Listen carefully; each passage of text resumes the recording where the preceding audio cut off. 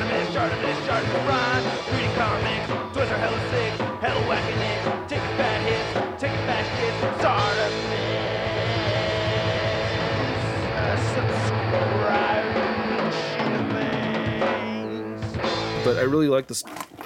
What's Iron Man doing here? Hey, what's up, you guys? Shartimus Prime here, doing another Marvel Legends action figure review on the Marvel Legends Joe Fixit Build-A-Figure Waves Thunderstrike. If you're trying to get your Marvel Legends, you can do so at big.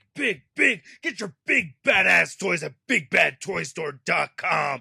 Click the link in the description below. And while you're down there, why don't you hit the like button and hit that subscribe button as well as the notification bell. We need the 1 million subscribers. This right here is a long-awaited Marvel Legend for me. So stoked to see Thunderstrike right here. Ah, man. Anyway, nice image of Thunderstrike. And then on the back, you can see a nice looking product shot. There's a read-up over here in multiple languages. If you want to read it, go ahead and pause it right now. Oopsie Hasbro, Kevin Masterson is the son of Eric Masterson, which this figure is. There's the other figures from the wave. Then on this side, you can see Thunderstrike again. Then you get a Marvel logo spot varnished on the top. Not much more at the bottom, so let's get to it and crack this thing open. So Thunderstrike comes with a Build-A-Figure piece and these 4 accessories right here. You get 3 hands, you get 2 left hands, and then you get 1 right hand, and then you get the Thunderstrike mace itself. And I gotta say, my first gripe with this figure is actually with the accessories. This right over here, well, it does come with a coffee stain, which is dope. And I honestly didn't notice this until I was looking up reference images, but he has these weird finger glove things on the left side, where just the ring finger and the middle finger are covered by the glove along with the rest of the hand. And he appears to be left-handed, but hey, we'll see. But yeah, this hand right here comes with the Thor figure, or the 80 years Thor figure, along with the right hand for holding Thunderstrike, and then you get a left-fisted hand. But it is a bummer that he does not have a left hand for grabbing the mace itself, so that's frustrating. I mean, you could try to use this hand, but yeah, no, it's just not going to work. In most images, I saw Thunderstrike holding the mace in his left hand. But anyway, looking at the mace, I gotta say, I do like this a lot. Very, very good looking piece right here. I dig this. We get the chain right here, which I wish was a little bit longer, but still, this is cool. You could wrap it around the wrist. And then can you turn this? I've missed that sometimes on some of these, but no, yeah, you can't turn it. But I really like this detail right over here. Nice cast iron finish throughout on it. Looks very, very cool.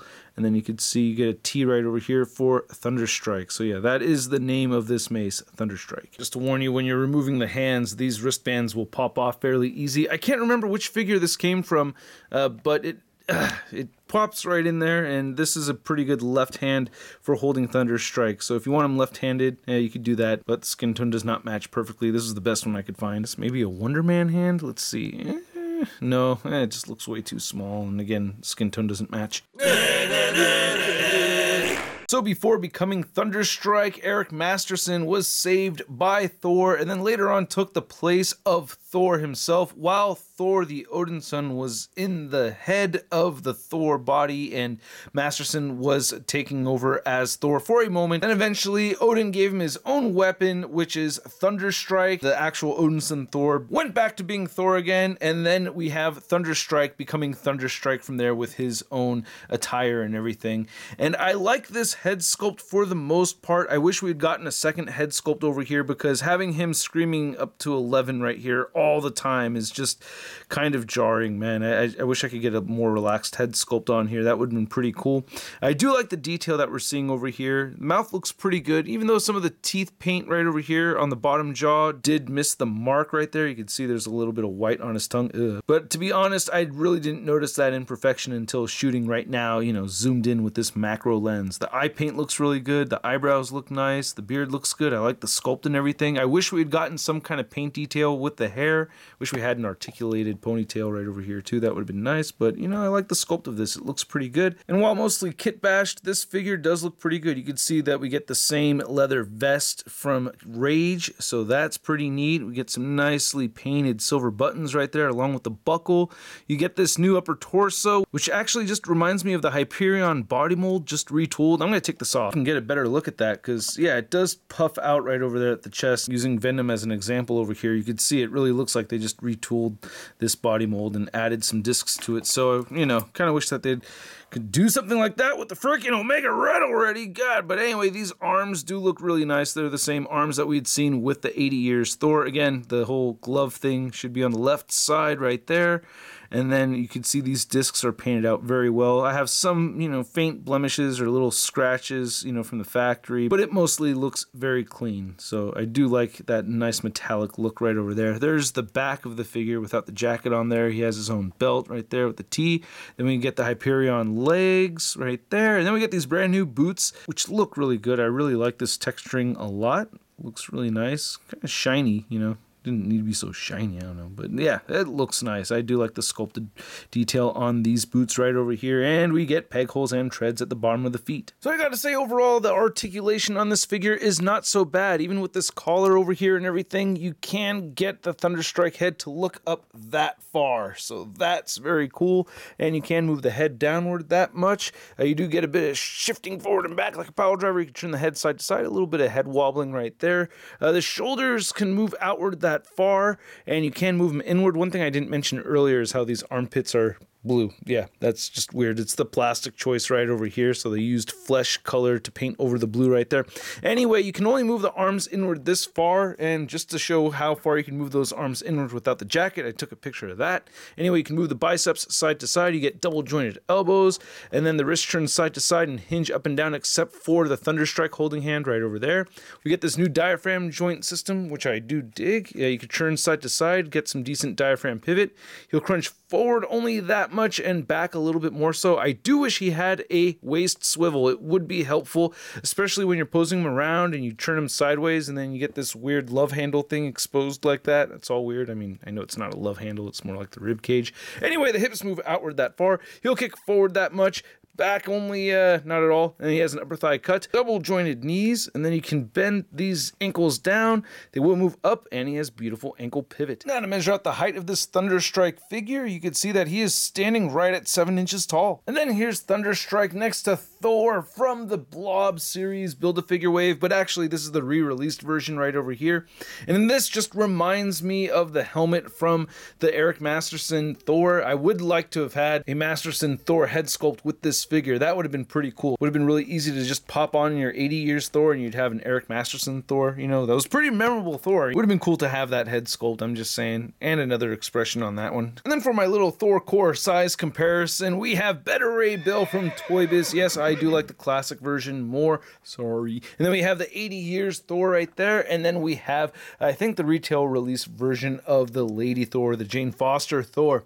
Now, these figures do share some parts. I just want to mention, like, this guy is standing a lot taller than this one right over here, and you can see that the original Thor's head is just much smaller and better in proportion with the rest of the figure as opposed to this one. I do feel like the head looks a little bit big and the thighs, and I mean, I'm just noticing just a lot of things are kind of out of proportion compared to this amazing figure right over here. But I still want to show some head swap. Oh, whoa, that pops on perfectly and actually does look pretty cool. I don't know. I kind of like that. I don't know. That's kind of neat. I did take off the jacket to put the regular Thor head on here. If the neck wasn't so long, it might fit on there a little bit better. I don't know. And then here's Thunderstrike next to some other 90s superheroes. These were formerly rookies in my mind, and I'd picked up number ones to all of these characters over here back in the day when I was only about 10 years old. We have Night Thrasher, Deadpool, and Darkhawk, and it's just kind of a trip for me because back in the day when I was a kid, I really saw Deadpool just as cool as these other characters right over here. Honestly, like, I just mostly thought they looked badass, and it's just crazy to see how popular Deadpool is now and what that character has done and everything, right? But there's some other ones I'd love to see in action figure form, like Sleepwalker. He's from that early 90s era. I'd like to see a figure of him, and I'm sure there's a bunch of other characters from the 90s that came up with their own titles that I'm not mentioning right now, but yeah, it's just really awesome to see these new figures right here in my Marvel Legends collection. And then here's Thunderstrike next to Rage, and you can see see both of them utilizing Hyperion body mold parts and the same leather vest right over there. Again, I wish this had, the name painted on the back. And I don't remember picking up the #1 to any Rage comic back in the 90s. And then here's Thunderstrike next to the SDCC exclusive Ulik the Troll. And yeah, I've had this figure for a while, and I read that these two fought each other, so hey, I had fun taking pics of these two fighting. And then here's Thunderstrike next to the other figures from this wave that I've already reviewed. We have the Atmosphere Armor Iron Man, Stealth Captain America, Kang, and Jocasta. Or Jocasta, not Joe Costa. Whoever wrote that. And then here's Thunderstrike next to your average 6-inch scale figure. We have the Marvel Legends Big Time Badass Spider-Man.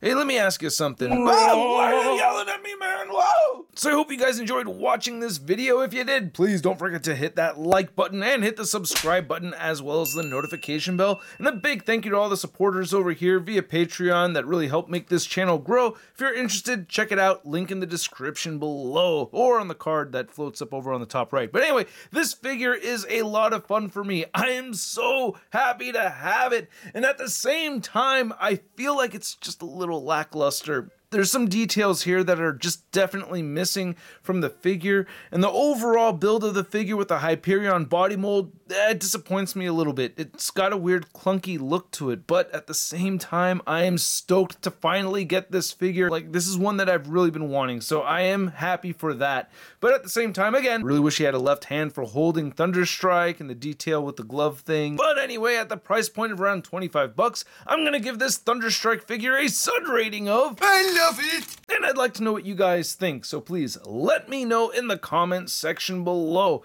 And if you want to see the latest in Marvel news and a photo gallery of images, you can find it all over at marvelousnews.com. And don't forget to follow me over on Instagram, Twitter, Twitch, and Stardust. And I will catch you guys later. Peace! Posing action figures, I'm posing action figures, I'm posing action figures every day. I'm posing action figures, I'm posing action figures, I'm posing action figures, it's okay. That's crispy. But yeah, you could say...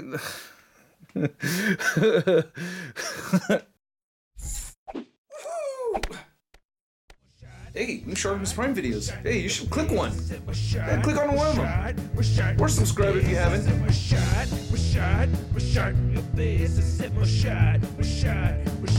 face,